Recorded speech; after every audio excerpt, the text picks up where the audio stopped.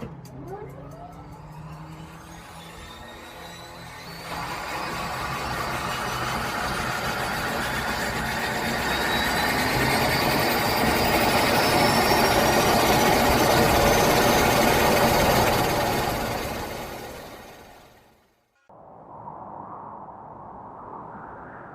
a world. Mate, hold up. We said we're done with the serious intros. Who said? Well, we did. I don't remember that. Well, I said it, and you're me, so, you know. Well, I don't care. In a world. Hey, I told you. We're keeping it light. You do it on your own then. Well, technically, I already am. So, anyway. Fuck yeah. Pure wild flight. Get it down ya. How good? Visit nzaerosports.com. I get to do the next one. Well, obviously, you moron. We both do. I was 19, broke, unemployed, and sold my girlfriend's canopy for drug money. So, I thought I better sew her a new one.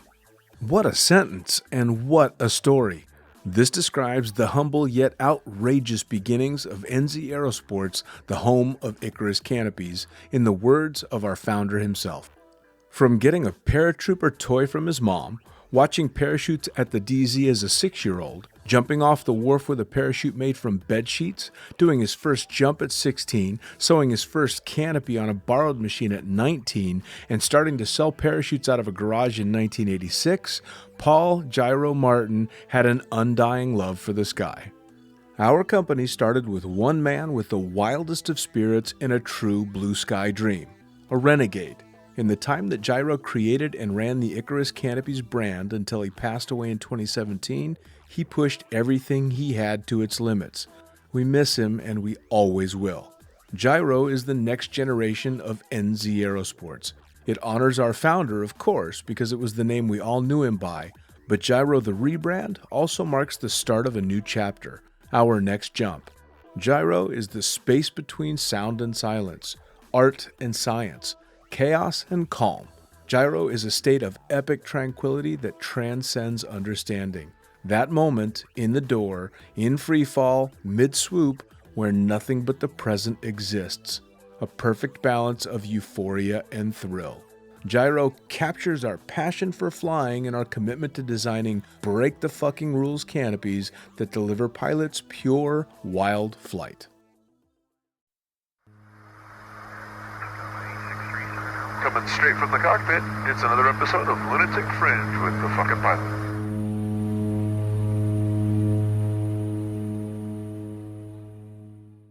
Ready, set, go! Back in the can for another edition of Lunatic Fringe Into the Void and a smiling face on the other side of the screen. So let's get into it. Tell me, who the fuck are you and what do you do? Hi, I'm Bob Lewis. I'm a skydiver and a writer and historian of the sport of parachuting, mainly skydiving and the history of skydiving. I'm currently right now helping to develop the two displays, the upcoming International Skydiving Museum, the development stage, and then the barnstorming era.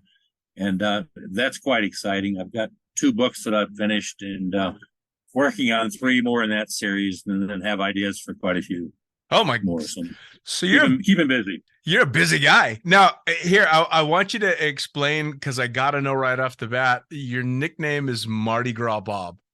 Yeah, it hasn't been used in a while, but yeah, that's some of my older friends do remember me as Mardi Gras Bob during the 90s, going to Quincy and World Free Fall conventions, those kind of things. Was known for some kind of wild behavior. I mean, and being from New Orleans, that and the colors of my canopy just made me Mardi Gras Bob. Some kids actually named me the Mardi Gras Man at a boogie and that kind of stuff. So. Well, it's not a bad nickname to have, though. Although no, and then the colors, I still fly the same colors, the purple, green, and gold on my canopy. Nice, and that's what makes for when I jump places that people are from New Orleans or understand Mardi Gras do some often come to me and want to ask. Sure, so it gives an opening conversation. So now, I mean, obviously you've got your foot deep into the history of skydiving and have been a part of quite a lot of skydiving, but how did you get your start in jumping out of airplanes? Well, it's funny. My dad, I guess you could say, was a war hero. He got the Distinguished Flying Cross in World War II, was shot down over Yugoslavia and evaded and was able to return back to the States and then continued flying. And I remember as a kid, he never talked much about the war, but I remember as a kid asking him, Dad, what was it like when your parachute opened? His joke was, son, you ever had your ass yanked up between your ears? And so that was what I remembered. And I had a good friend, Tommy Bienvenu, who was an early base jumper, did a lot of the illegal jumps, buildings in New Orleans and New York and those kind of things. And he jumped the North Pole and so many places. And he was always showing me his photo album. And I said, please, introduce me to skydiving. And we'd work together as disc jockeys at the radio station. And he finally connected me up with a guy named Paul Kozik. And I went over to Gold Coast Skydiving, Mike Igo's place, and did a tandem first off. No video because I didn't want a video of a 200-pound military guy strapped to my butt. So anyway, but as soon as the jump was over, we went out to eat. Typical skydiver spread where we just took over the restaurant and pushed all the tables together. And as I'm sitting there, I'm looking around going, this is what I've been looking for my whole life. This is, and I mentioned it to a guy named Ron Walker, a good friend of mine, and who trained me at the time. I said, it's weird. It's like a mix between hippies and military. And at the time, I didn't realize how profound of an observation that was. And him being the ultimate hippie at the time was also a golden knight. And as I went into history, I found out that there was a picture of him with Tiny Broadwick at her visit to Fort Benning, I think it was, or it might have been Fort Bragg. And I was like, that's Ron Walker. I was like, golly. And, so anyway, that's how I got started. It was amazing. I got in with the right people at the right time when I felt like, and I just loved it. And got 200 jumps before I even got my USPA license, and I needed it to go. Sure. That was that. It's funny that you say you went to dinner that first time out, and as typical skydivers, they just took the place over and smashed all the tables together. And it's so funny because that paints such vivid memories of my own time in the sport, because you're exactly right. I can't remember how many times I sat in a restaurant and at some point during a dinner looked around and went, fucking hell, it's just us. We took this place over and ran everybody else out. Yeah, and I've noticed most of the time restaurants don't mind a bit. It seems like they'd be concerned about a bunch of skydivers in there, but it's just the whole vibe. That it's like they're glad to have us. They know we're eating and drinking, filling up our bills, and they're hoping for a big tip. And skydivers typically, are generous I noticed to the service people wherever they go because they travel so much. They have to. Well, and it was great. And like I said, I knew where I wanted to be right then. I was like, this is what I've been searching for. Well, I'm sure you've noticed the same thing on more than one occasion. On one of those dinner nights out, we would suck the general public into our group because we were having so much fun, and it was clearly such an infectious vibe. And next thing you know, the 3 guys that you met at dinner or the 2 girls that you met at dinner the night before are out at the drop zone jumping the next day. Yeah, I haven't ran into that too much because it seems to me when I guess I get enthusiastic about skydiving and I see they kind of glaze over and I'm thinking, like, doesn't everybody want to jump out of airplanes? And it took me a while to realize, no, not everybody really wants to. I thought you're just afraid is why you don't want to. But yeah, some just don't want to. But, sure. Yeah, a skydiver wedding that I went to in Kansas City. Had an hour or two to kill before the whatever it was, the original. It wasn't the wedding, but the pre-meeting or whatever it was. Get together beforehand. There was a bar nearby the church, and I went into the bar and ran into an air trash buddy of mine, and he immediately recognized me. And we ended up taking over the bar. We had a bartender, lady bartender that I can't remember the tats that she had, but she had tats right on the palms of her hand. And they loved us, but then you could see a few of the business guys over there were a little drunk and wondering who are these crazy skydivers and what the hell's going on. So yeah, we made friends. Like one of the guys there was just an ordinary ordinary Joe, but just fell in love with us. And next thing you know, he was kind of like, wouldn't say honorary air trash, but he was well on his way to making himself one. Oh, that's fantastic. So yeah, I get it. Now, Yeah, it's funny. Go ahead, It's please. funny that people will come up to skydivers and just start carrying on conversations, like they've known us our whole life, or it's just like we're family or something. It's neat. It really is, and I enjoy it. You're right. It breeds a familiarity with people on a very, very quick basis, especially if you're taking a first time tandem student or something like that. You tend to bond quite quickly. But you're right. Even in the general public, it's amazing how quickly you can just get everybody just gelled together. It's a lot of fun.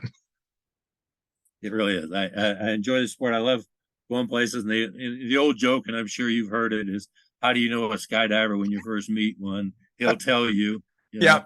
And he's probably standing next to the pilot that's busy telling everybody else.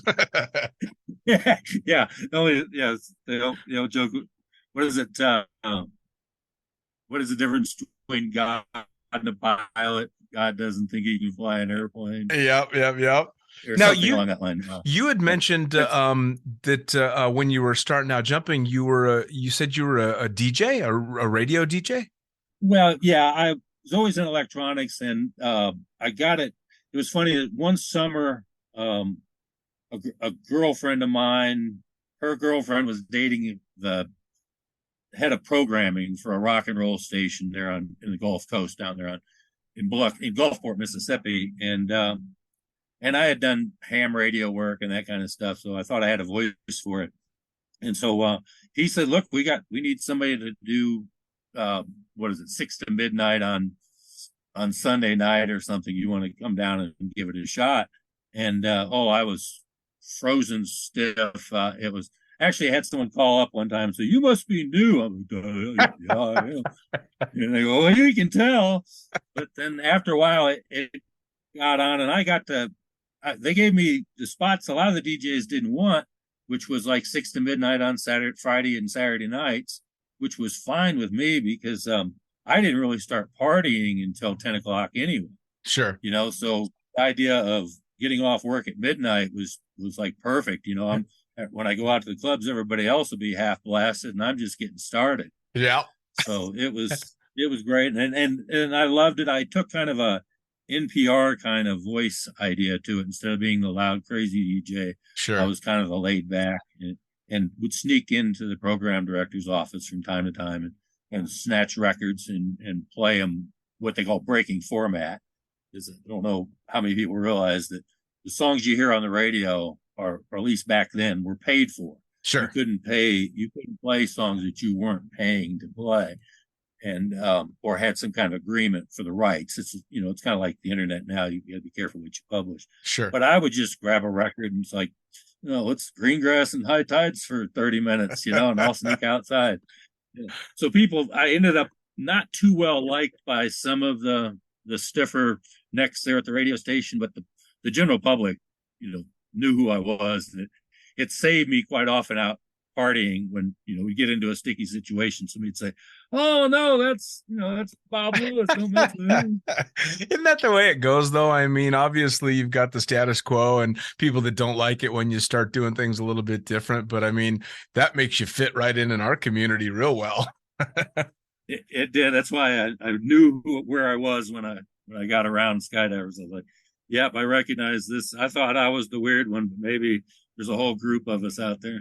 For sure. Now, you said that you worked towards, you only got your USPA license so that you could get to Quincy. So you knew from the get-go what kind of community was out there for you in skydiving. Immediately, like I said, Mike Igo, Ron Walker, oh goodness, give me a few seconds. But anyway, all those guys I just fell in love with immediately. David Lane, he was one of the coolest, and his son was was killed. James Lane was one of the guys killed in the Paris crash. Yeah, and that happened while I was with David down there and or training with him down there.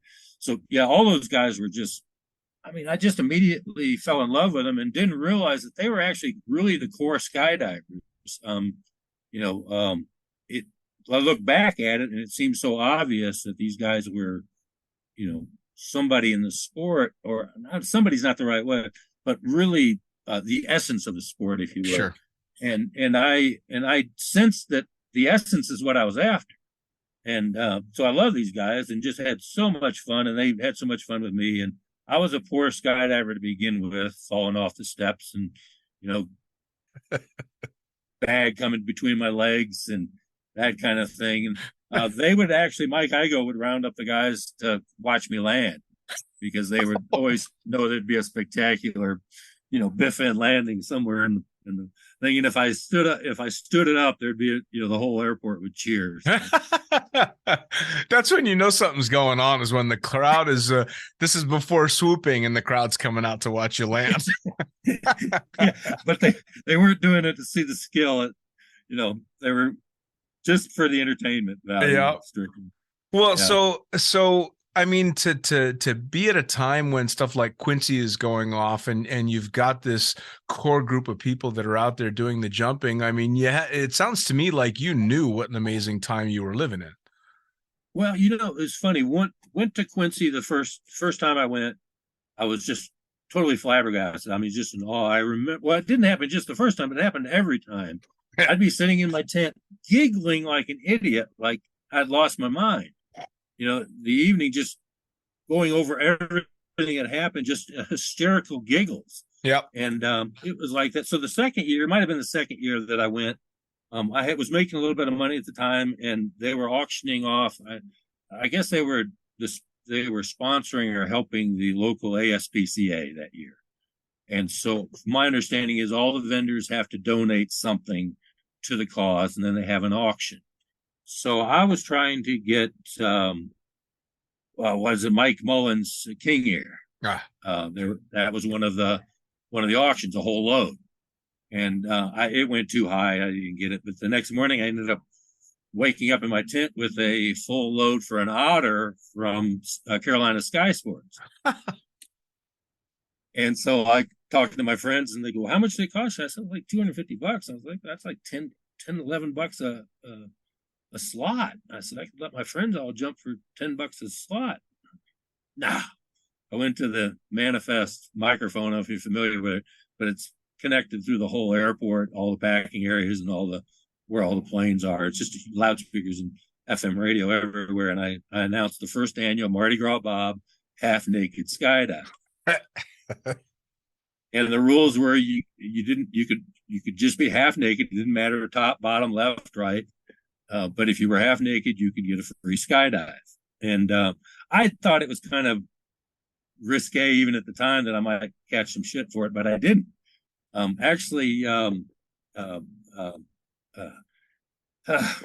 beard. Bill Booth was there packing like he did on the grass in the main area there. And I hear him go, "I don't know who that Mardi Gras Bob guy is, but man, he's really a skydiver." And I was like, I'm not quite sure who this Bill Booth guy is over here, but I know he's important.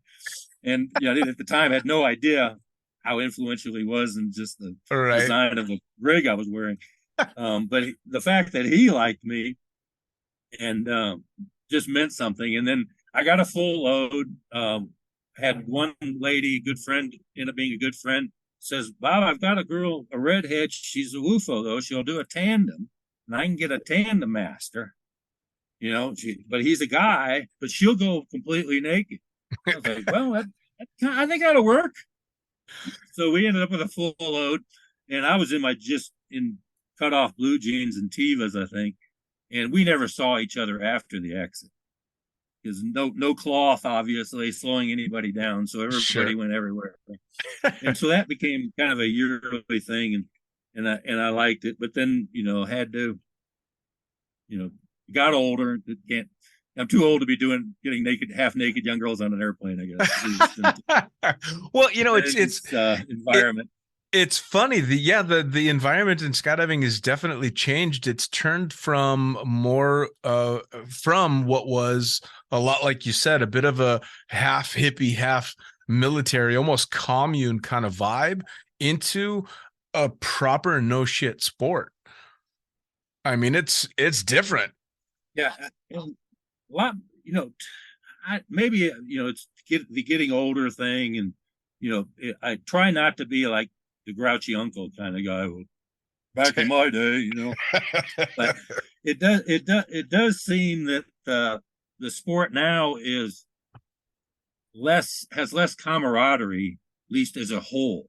It seems like certain groups group together, and they're not being rude or snobbish to the other groups. They're just not paying any attention to them. Did I Sure. lose you? No, yeah, no, and Okay. I completely Saw agree you with froze. you. I think you're right in that it's a bit more segmented because there's such clear divides between some of the disciplines that are happening now. They don't tend to blend together so much. And I'm sure you're the same in that I see that drop zones still have that camaraderie. But you're right, as a sport in the whole, it seems that it's spread out quite a bit.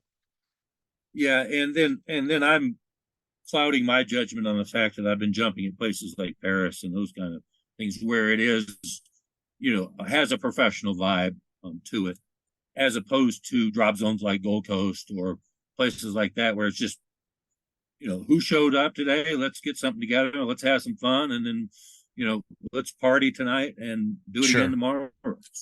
As opposed to 6 o'clock in the morning at the tunnel for 3 hours. Jump, jump, jump, two rigs, constant, take a 20-minute debrief, maybe a quick lunch, and then do it again until 5, and then tunnel until 8 or 9. Sure. Those people don't have time for a social life. They're just too busy being professionals and working towards the golden apple. Sure. And I mean, I suppose it's take what you want out of the sport, right? I mean, you still have the opportunity to do either or, and you can definitely do your thing. And I've been lucky enough to work at both types of drop zones because I worked at Cross Keys, which was the epitome of the biggest holy shit party drop zone I've ever been in, and then gone from that and a bunch of years later flying for Skydive Dubai, which is the cookie cutter corporate skydive vibe nowadays. So not to say that it's not fun, but it's just very, very different. And I get it. And I miss the old, we call it the old style.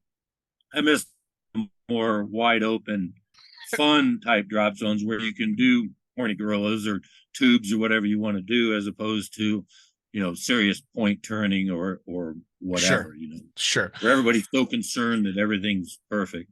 Yeah, no, I agree. Which, Well, I learn as much from mistakes as I do from success. So more so, I think. And I don't know. I mean, yes. I guess I'm a bit of an old timer now as well. I've been in it 28 years, and the party drop zones are the ones that I look back with the most fondness, and they were certainly the wildest and craziest. But I learned a lot and had that camaraderie that you speak of that'll last me the rest of my life. I mean, right? That's a community that I'll have forever. Yeah, skydiving is so cool. You could jump one time with someone, just have one afternoon with them, and 20 years later, you're still remembering them as a great friend. Absolutely. Like you spent what 20 minutes on the ground with a guy and 3 minutes in the air, but he's your buddy for life, or she's your buddy for life, Sure. or whatever. Well, that's one of the things that I love about the sport, right? I mean, you and I had never met before, and it was just through a random Facebook posts and following some of the stuff that you've put out there that spurred me on to go, I fucking want to talk to Bob on the podcast, especially because of your interest in the history in skydiving. And I found, especially when I first began the podcast and nobody knew who the hell I was or what I was doing, just the fact that I was a skydiver wanting to talk about jumping was enough for some jumpers to go, fuck yeah, I'm in. I'll do it. Well, I was, as soon as you had approached me, I was like, yes, absolutely. And I hadn't, I don't think I'd seen many of your podcasts. I enjoyed the one, what was it on, it was a lady skydiver just the other day that I watched. Vanessa. Yeah. Oh yes, and I fell in love with her the first time I saw her up in Chicago. She Uh, was rocking the mohawk at yep. that time, and when I found out she was her specialty was in brain physics, I guess it Yeah. was, or Oh yeah, you she's know, uh, I mean a full-blown hardcore neurologist and one of my favorite things and we had talked pre-podcast that my podcast tends to be a bit free-flowing and it's as much about the person as it is the sport. And it's people like her that make it so interesting because you would never think that the wild and crazy girl that's hooting and hollering and sporting the mohawk to go jump out of an airplane is a full-blown fucking neurologist that's like doing some amazing things, and it's so right. cool. But that's what's so cool about our sport is you do not know. You'll find an old packer who just smells horrible and is working his butt off, but then he's reading the works of Plato up between the jumps. Yes.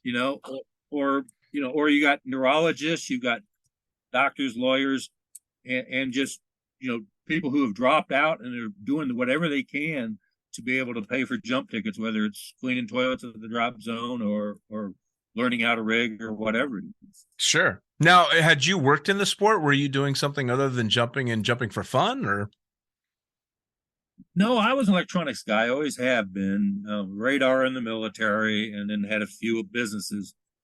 Car stereo right out of the military. I had a car stereo installation business, and then later did electronic repair, and then found that TV repair paid ridiculous amounts of money, and so I did that for quite a few years, and then and basically spent it all skydiving. I mean, once I started jumping, I had a '79 Trans Am that went by the wayside, so I could buy a new rig. Yep. And I do miss it, but I still have that rig, and I probably wouldn't have still had that car. So anyway, yeah, I just fell in love with the sport and spent every cent I had on it, but never felt bad. It's the old joke is, how much is that steak dinner over there? Well, that's a couple of skydives. Yep. I think I'll go have a po' boy sandwich over here and save, have more money to jump tomorrow. Yeah, that was one of my favorite old jokes was how do you make a small fortune skydiving? You start with a big one. Yeah. So I got off the question, but when I first started skydiving, I'd always been, my jobs had always been something that I loved, whatever it was, electronics or whatever. I never felt like I was working.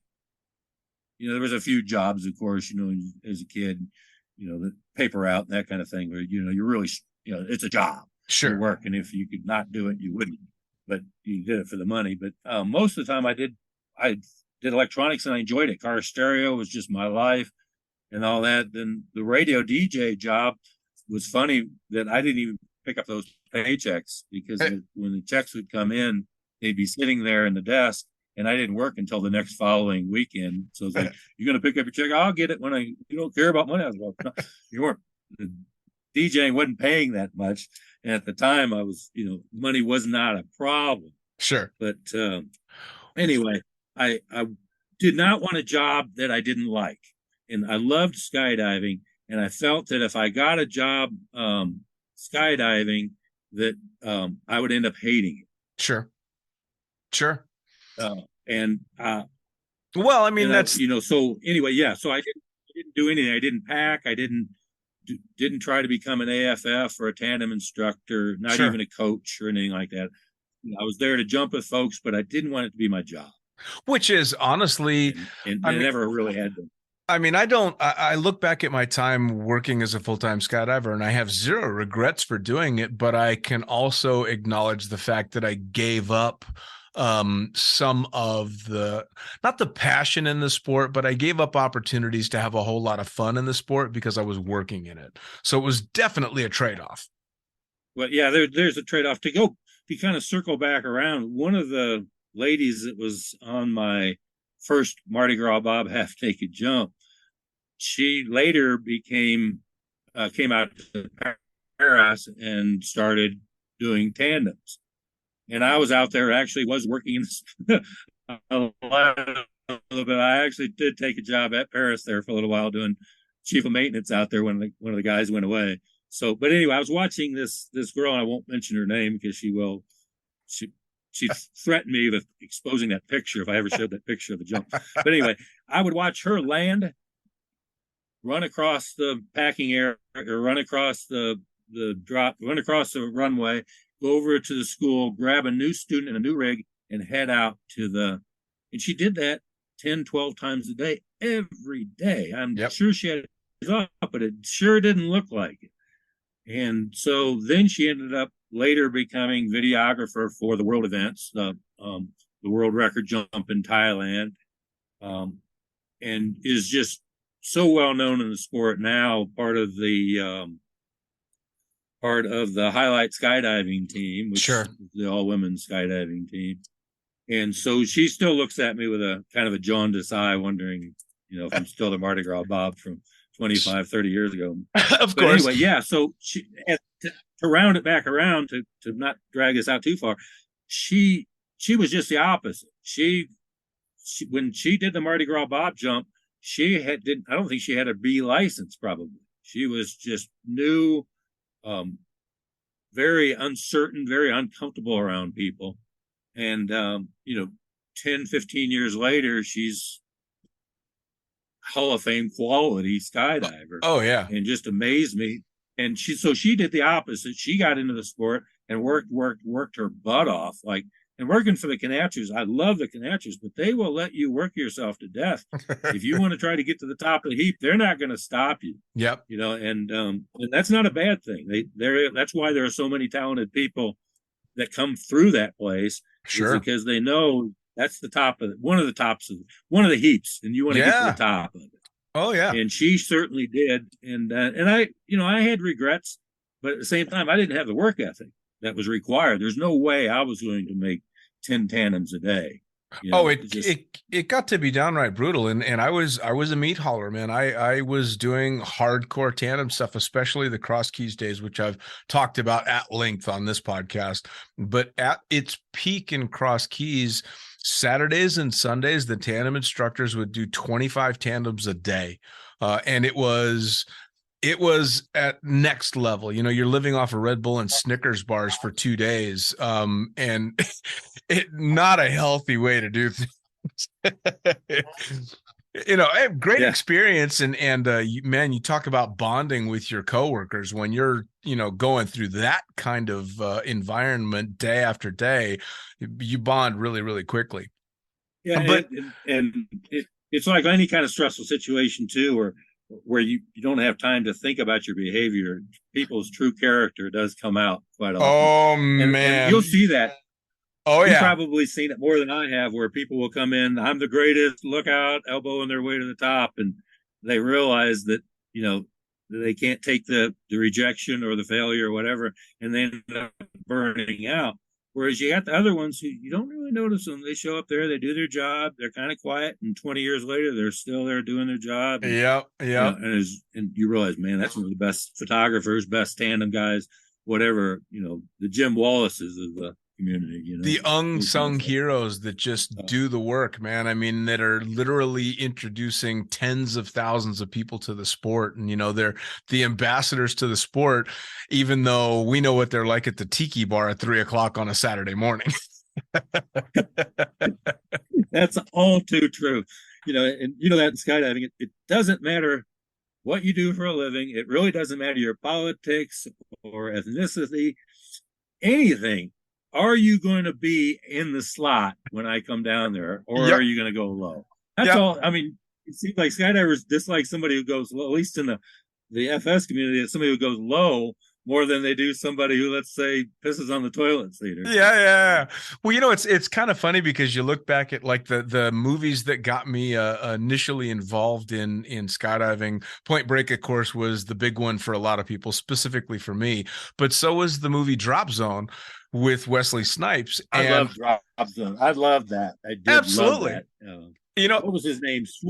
Swoop. Yeah. And so I remember watching that character, and I wasn't a skydiver, and I remember seeing the movie and thinking what a ridiculous character that was. Please, that's just over the top. And then, of course, I became a skydiver and went, oh, fuck, I know like 30 swoops. Yeah. If he hasn't jumped with you, he won't talk to you. He won't. There's people that aren't too far from that. It really is. And you see that. And I got that way, got a little bit of island fever where, you end up, only people you can really trust are the skydivers. It felt like, all the rest are just grubbing ground dwellers, Yep. with all their drama. Yes, exactly. I mean, and skydivers have drama more than most ground dwellers. Sure, but it's different kind of fun drama, right? It's not real world drama. So, what got you interested? But it's kind of funny that what I do, I get. Go ahead. No, I was just going to say, what got you interested and so aimed towards? No, it's okay. So aimed towards the history of skydiving because you've really taken up that moniker and really are trying to preserve it. Yeah, and it's surprising. I think I'm more surprised than anybody.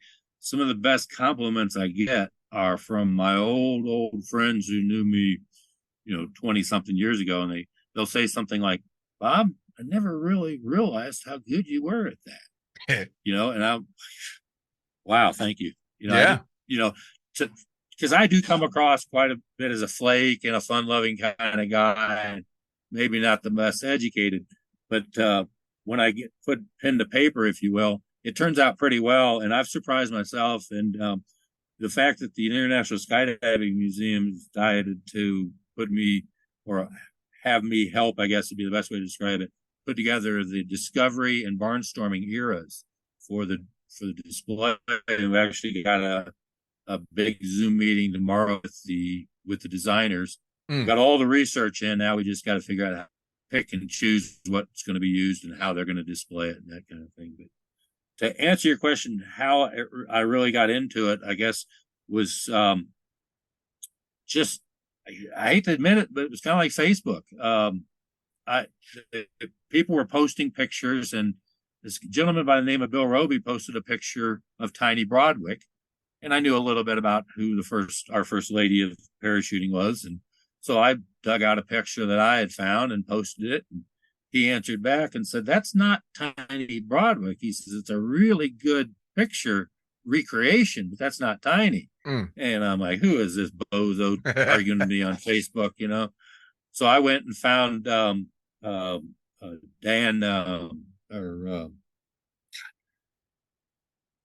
anyway, his name is slipping me right now, but he was the head of the museum. He was the curator of the museum at the time, and I found a PowerPoint that he had done on Tiny, and it had that picture in it, the one that I had posted that he said was not Tiny. And so I sent in that, and then I found some other references, and I figured if I send you 3 references, I win my case of beer. Right. I told him it was a case of beer bet. Well, this guy was friends of Tiny Broadwick's biographer. He'd gone to school with her. Okay. He told me he knew Tiny Broadwick better than he knew his own mother. It would be like me trying to present a picture of his mother that wasn't her, and trying to pass her off.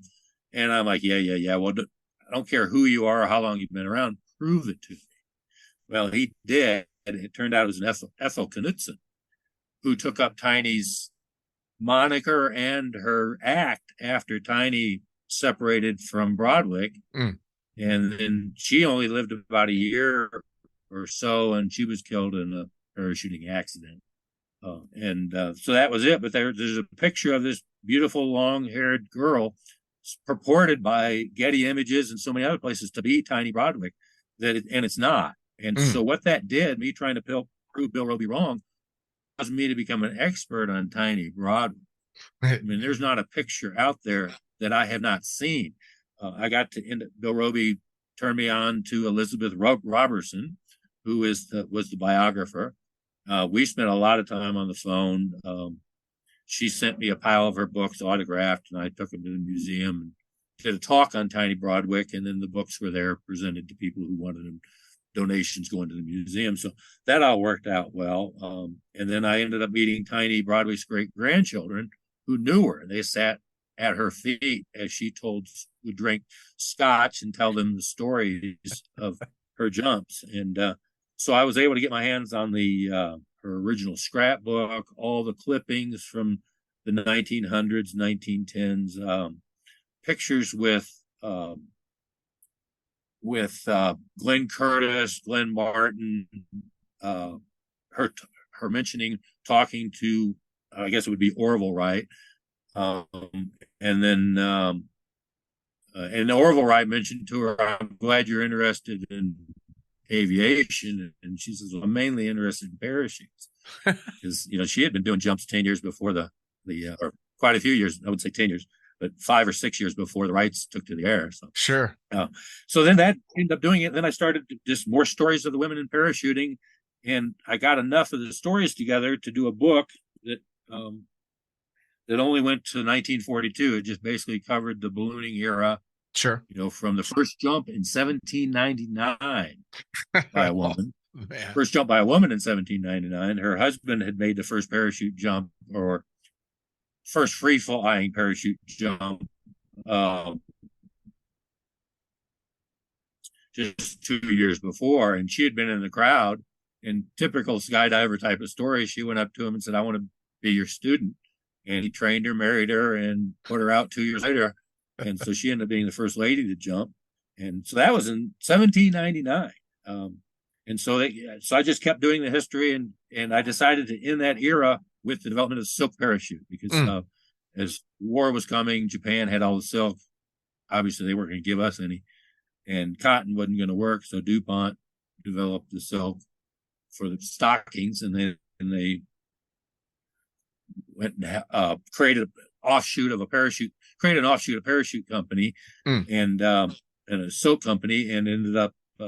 Anyway, I'm confusing you, but they ended up hiring this woman, or having this woman that was in their employ, and she ended up doing the first parachute jump of a nylon parachute. Adeline Gray was her name. She was a rigger.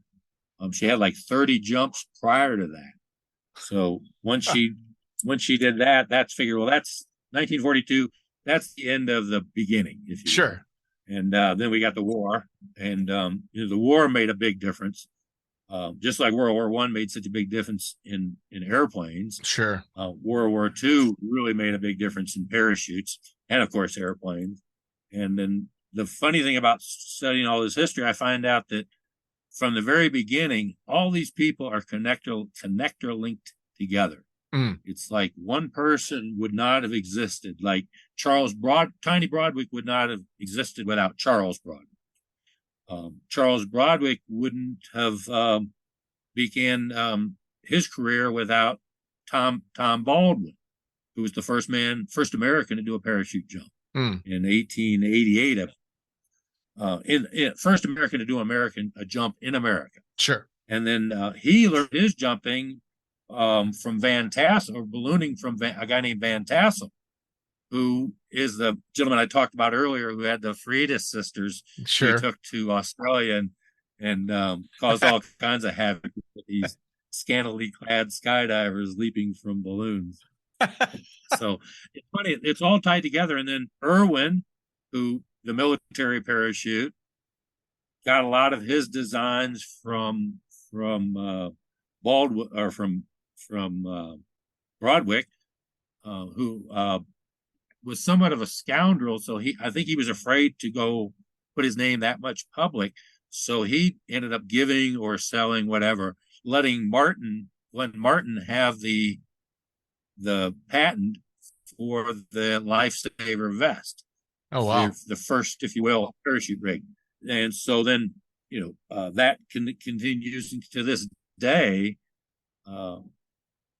So it's what I'm trying to get at is from the very beginning, from 1799 all the way through to today, there's a connection. Sure. It might be small, but there's a definite connection between all the parachutists, balloonists who developed our sport. Bill Booth. I mean, he completely revolutionized our equipment. But prior to him, that equipment was basically what Floyd and Irwin had created back in the 40s, and that was stuff based on Curtis, Martin, I'm sorry, who based all his stuff on Broadwick, who God knows where he learned it all, but from 10 or 20 years of carnival parachuting, he learned what was safe and what wasn't. And, well, I mean, losing that's 2 wives in the process. That's one of the cool things about the size of our sport, and that relatively speaking, it's a pretty small sport, is you can trace it back all the way, and it's such a slim degree of separation between the beginning and what's going on now, and to be able to trace that is magnificent, because I mean, a lot of us take incredible pride in our sport, but we don't necessarily know a lot about the history of our sport. But if you start to dig into it, you realize we come from a history of a bunch of badasses. Really do. I found a book called Long Lonely Leap, and it was about Joe Kittinger, Mm. who in his 1960 parachute jump from 102,800 feet, and I found the book, and I was like, it was considered the holy grail of aviation collectibles. So I went ahead and bought it, and then I went out to Mesquite, where I was jumping at the time, and showed the book to a bunch of people. Said, "Look, I'm going to there's a skydiving museum, and they're having a get together this next month, and I'm bringing this book, and Joe Kittinger is going to be there, and I'm going to get him to sign it." Mm. It was like crickets. It was like nobody cared. Maybe I'm exaggerating, but I really felt bad that, like, am I the only one who cares about Joe Kittinger? Am I the only one that cares about the history of the sport? And then this little big girl, about, I'm guessing, maybe 12, 11, Kittinger. My teacher told me it's Kittinger. Everybody calls it Kittinger. And so I was like, this little girl knows more about the history of the sport than any of these skydivers here. All right. And so when I finally got to talk to Sherry Kittinger, actually emailed her, I asked her, how is your husband's name pronounced? And she wrote back for R. So no, it's still, people call him Kittinger. Sure. Even at his wake that they had just a month or so back, several people call him Kittinger. Sure. But some of them were Kittinger or Kittinger. Sure. But he didn't seem to care. There are little history tidbits that I love. Yeah, for sure. Well, and it's that fun little stuff that kind of just gives life to all the stories that a lot of skydivers have kind of heard a little bit about, but they might not know the details. And those details are a lot of fun. They really are. I catch myself, I get a real high from some of this stuff. It was just the other day, I don't recall exactly who the person was. I end up having to send emails to myself so that I won't forget. I'm researching one thing and run across someone else. Sure. And I really don't have a half hour or 45 minutes to go down that rabbit hole. So I just email it to myself. And then later when I have time, I'll go, oh, that's an interesting story. That's a good way to go. Every time I find jump, the Les Irwin ripcord story. So sorry, I think we're we're good. Getting a little unstable here. Okay, oh God, lost my train of thought there. But well, so you were talking about some of the different stories and the history involved, and I know that you've had a chance to write not one but two books now, and you're writing a full series on them. I mean, there's an extensive amount of history to be covered in the sport. Yeah, and it's funny that the history becomes almost obsolete the second the thing goes to press, because I know what I was getting on the Tiny Broadwig thing. I had to actually rewrite that chapter right before the book went to press, and then right after it went to press, I found another skydiver or two, and then just when I'm researching this Van Tassel story, I found a critical error in one of my books, in my chapter, whereas I identified this woman as, I mentioned the confusion. Sure. I did talk about the confusion, but I was under the understanding that Van Tassel's first wife was a girl by the name of Jean, and that his final wife was also one by the name of Jean, and I didn't think they were the same Jean. Well, it turned out that his first wife was actually a Clara Corkindale, and I'm not 100% sure that that was actually factual true, too, because he had two wives prior to her, and then once he started touring Hawaii and Australia and jumping with scantily clad skydivers, she divorced him, and I haven't been able to find any more about it. But to get back to a second on the Tiny Broadwick thing, the understanding was that Irwin had done the first ripcord pull, first free fall. He was the father of the modern parachuting. Sure. Well, it turned out that in 1914, Tiny Broadwick was doing a demonstration for the Army. The Army wanted to know prior to World War One if pilots could use parachutes to save their lives. Sure. They had saved a few balloon pilots, that were spies, if you will. They were, shot down or whatever, and they bailed out with their parachutes, but they didn't know about it from airplanes. Well, so Tiny Broadwick did 3 jumps in San Diego, and my understanding is, and the story got convoluted, and I had it sorted out, and I hope I got it, but the story originally was that she did the 3 jumps, and on the 4th jump, her static line hung, and that it's not possible, that her static line hung up on the tail of the plane and left her dangling behind the plane. Okay. Well, you don't dangle from your static line. Right. The whole idea is the static line breaks, and pulls your parachute open. So right. There's a more serious problem than that. While talking to her great-grandchildren, it turned her great-grandson, Ashton, it turned out that on the first 3 jumps, the static line was flapping in the slipstream, and she was worried that it was going to tear. They basically just tied the pack shut with string, like packing twine, and the static line was wrapped around this twine, and it would rip the twine loose, and then the parachute would come out of the bag and it would open. And that was, how it deployed. Well, she was concerned, or Martin was concerned, that there was going to be a premature deployment. We know what would happen or could happen. Sure.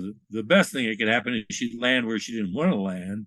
The worst would happen is the parachute wrap around the tail and bring everything to the ground. So the story goes, and I got it from good authority, her great-grandson, who showed me with his hands. He says she held out her little hands and said, I can cut the static line to this length and pull it with both hands and open the parachute myself. Or he said, I can pull it with one hand. If need be, I can pull it with both. So on her 4th and final jump for the Army, she fell free from the airplane and somewhat immediately, within probably 5 seconds or so, sure, deployed her parachute. And so that would have been the first, if you will, hate using the term first, but the first premeditated free fall. It wasn't technically a ripcord, even though it did the function of a ripcord. It ripped the pack open, it was a cord, and she pulled it open with her hands. So, it was the first rudimentary ripcord, if we can say that. And then that still gives Irwin the credit of jumping a developed rig with a real ripcord handle in the whole. Well, see, and these are the kind of stories that are so interesting to hear about, because again, a lot of us modern skydivers don't know a lot of this history. Now, what I want to know is, because we could sit here and talk the history and stories forever and ever, but I want to know, how do people find out how to get a hold of your books, how to follow you on social media, and how to start to absorb some more of this history outside of this podcast? Well, I'm on Facebook constantly, so you can just Google Bob Lewis, put parachuting. Yeah, actually, if you just go to Google and put Bob Lewis skydiving or Bob Lewis parachuting behind it, and you'll basically find all my social media. Did I lose you? No, still here. Okay, well, I don't see you. But anyway, okay. So, yeah, so if you just Google my name and put skydiving or parachuting after it, you'll find quite a few of the articles I've written. You will see my books are on Amazon, called Ladies of Skydiving, A Comprehensive History. And it's a 5-part series. Obviously, only 2 are done. The first one is the early years, 1799 to 1942. And then the second volume covers the women warriors. That were the women who jumped into Europe as spies and clandestine operators during World War II. Awesome. And then volume 3 will be coming out soon. But yeah, so I'm available on all the social media platforms. But I spend most of my time, I guess, on Facebook. I guess being an old guy, Sure. I mean, that seems to be our platform, right? That's it. Well, Bob, I'll tell you what. And that's, anyway, I'm trying to be young and hip, but I'm working. That's another neat thing about skydiving. It does keep you young and hip. Extremely. Always. I'll tell you what, I thank you so much for taking the time this morning to sit down and talk to me. I really want to continue to talk, and I want to get a lot more of the history of skydiving. We had talked pre-podcast about maybe having you give some tidbits and history lessons throughout the podcast. So we'll talk more about that, and I really look forward to being able to learn a lot more about all the stuff that you've uncovered. I'm looking forward to it, too. Thanks for having me. Bob, take care of yourself. Blue skies. Well, there you have it. Another episode of the Lunatic Fringe podcast, brought to you as always by, well, wait, not as always, actually. Brought to you now by Gyro. Formerly known as NZ Aerosports, you'll head to gyro.com for their next level line of canopies. By Pussfoot, the Extreme Sports Collective. Head over to pussfoot.com to check it out. By Summit Parachute Systems, check out summitparachutesystems.com to talk to Jarrett Martin and the gang about kick-ass pilot rigs, rigging courses, and more. By Flyaway Indoor Skydiving, go to flyawaytn.com and check out all the cutting-edge stuff to come. By Pure Spectrum CBD, head to purespectrumcbd.com to check out their wide range of CBD products. And as for us, head to the lunaticfringepodcast.com to listen to any of the hundreds of episodes currently available, hit the link for our YouTube channel, pick up your copy of the Lunatic Fringe book or The Accidental Stripper, and get a sneak peek at upcoming guests. Once again, thanks for listening, and we'll see you next time.